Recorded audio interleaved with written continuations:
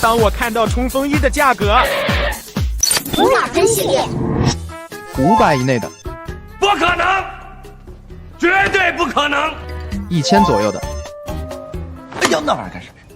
要那玩意儿干啥？1500出头的，咱妈成立指挥部，研究一下战情再说。当售价来到2000，你牛逼，售价突破3000，骗我的钱！继续看5000价位的，你让我觉着恶心，不要脸。当看到8000以上的，是我混的。